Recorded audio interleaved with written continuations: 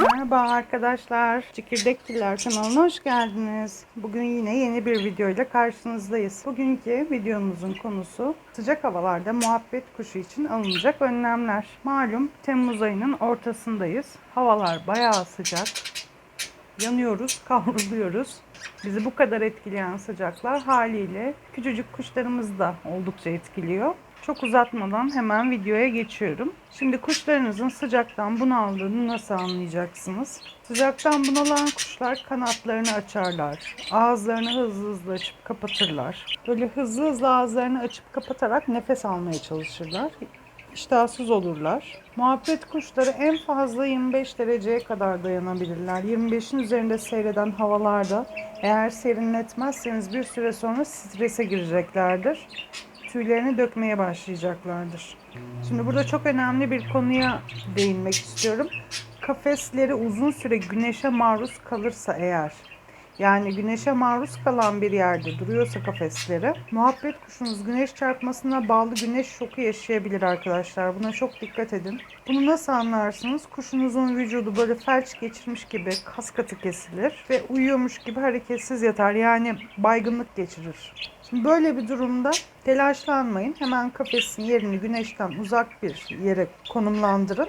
Kuşunuzun baş kısmını ve ayaklarını su ile ovalayın. Bu kan dolaşımını harekete geçirecektir. Tansiyonu çıkan insanların başına su dökerler ya hani. Aynı mantık. Ağzından birkaç damla mümkünse gliserin de vermeniz faydalı olacaktır. Kuşunuzu güneş çarpmasına bağlı güneş şokundan bu şekilde kurtarabilirsiniz. Bakın şu anda gördüğünüz gibi küçük çeri sıcaktan bunalmış bir durumda. Bir 5 dakika kadar sonra zaten güneş inecek. Böyle akşam güneşlerinde D vitamini de almaları için aslında bir 5 dakika kadar böyle bir güneşe maruz bırakıyorum. Bunun bir sakıncası yok. 5 dakikanın bir sakıncası olmaz.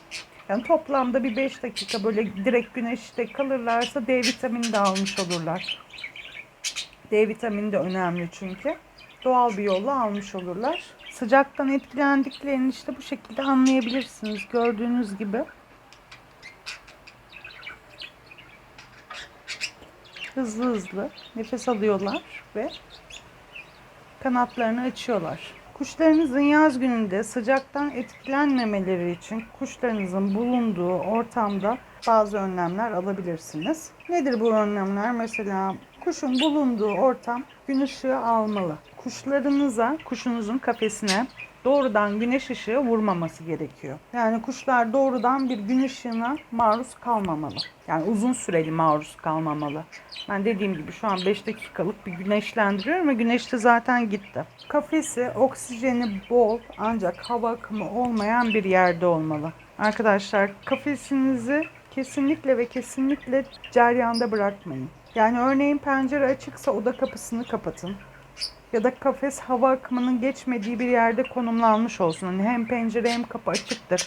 Hani rüzgar essin, oda serinlesin isteyebilirsiniz ama bu kapı ve pencerenin arasında tam böyle rüzgarın estiği yerde konumlandırmayın kafesi. Hava akımı kuşlarınızın başlıca düşmanıdır. Çabucak hastalanmalarına sebep olur. Yaz aylarında kafeslere banyoluk takabilirsiniz. Şimdi bizim çeri şu yaramaz olan bir türlü banyo yapmayı öğrenemedi. 3 aylıkken almıştım ve galiba yanlışlıkla sudan korkmasına sebep oldum. Ondan dolayı hiçbir şekilde banyoluğa girmiyor. Yani böyle su dolu herhangi bir şeyin içerisine asla girmiyor. Ama fıs fıs yöntemiyle banyo yapmaya bayılıyor. Şimdi Çeri için her şekilde banyoluk aldım, banyoluk denedim, olmadı. Evde herhangi bir kap denedim, olmadı. En sonunda şöyle bir tane kap, bu bildiğiniz dondurma kabının kapağı. Bunun içerisine ben toplarını, oyuncaklarını koyuyordum ve bu ilgisini çekti. Bir denemek amaçlı şöyle birazcık su koydum. Hani böyle tam girmese de böyle bir en azından ağzına su alıp böyle bir üzerine falan fışkırttı. Yani onun aslında o kendi kafasına göre öyle banyo yaptığını zannediyor ama tabii ki hiçbir yeri ıslanmıyor. Ama Bonnie gayet güzel banyo yapıyor.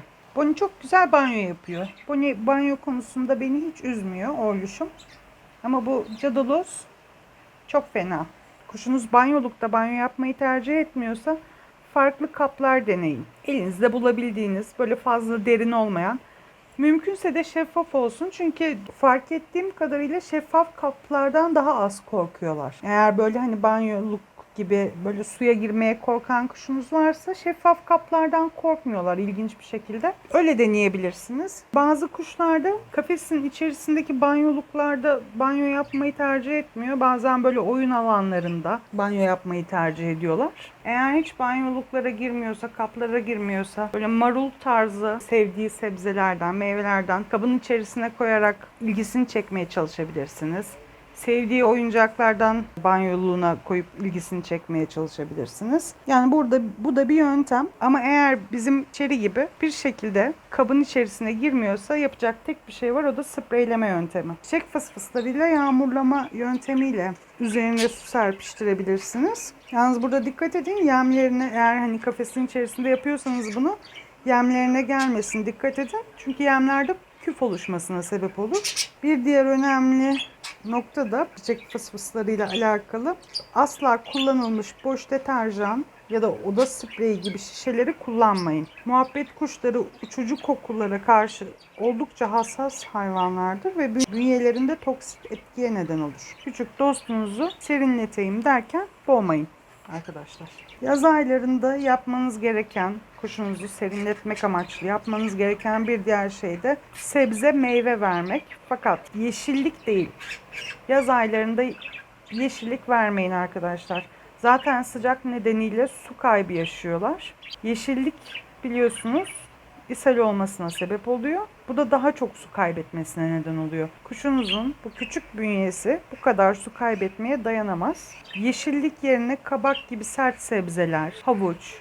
Yalnız havuca burada dikkat edin, fazlası kızıştırır. Yeşil elma gibi sert meyveler verebilirsiniz. Ayrıca yaz aylarında su kaybını dengelemek için haftada 2 kez elektrolit verebilirsiniz arkadaşlar. Ben haftada 2 kez elektrolit kullanıyorum. Şöyle göstereyim. Bu kuşlarda şöyle açıklayayım bunu. Bu kuşlarda hani biz yazın mineral kaybımız için soda vesaire içiyoruz ya. Bu da kuşlara aynı etki yapıyor aslında. Kaybettikleri su miktarını dengeliyor. Bunu internetten bulabilirsiniz. İnternetten satın alabilirsiniz. Ya da evde kendiniz de yapabilirsiniz. Evde elektrolit yapma ile ilgili birçok internette bilgi var. Ayrıca kuşlarınıza yulaf verebilirsiniz. Yulaf kuşların serinlemesine yardımcı olur. Yalnız burada işlenmemiş yulaf olmalı. Hani bu marketlerde satılan müsli benzeri yulafla karıştırmayın. Pet shoplarda bulabilirsiniz. Eğer yakınınızdaki pet shoplarda bulamazsanız internetten de satın alabilirsiniz. Yulafı haftada bir yemek kaşığı, yani bir adet kuş için haftalık bir yemek kaşığı mamalığına koyarsınız. O oradan tüketecektir zaten.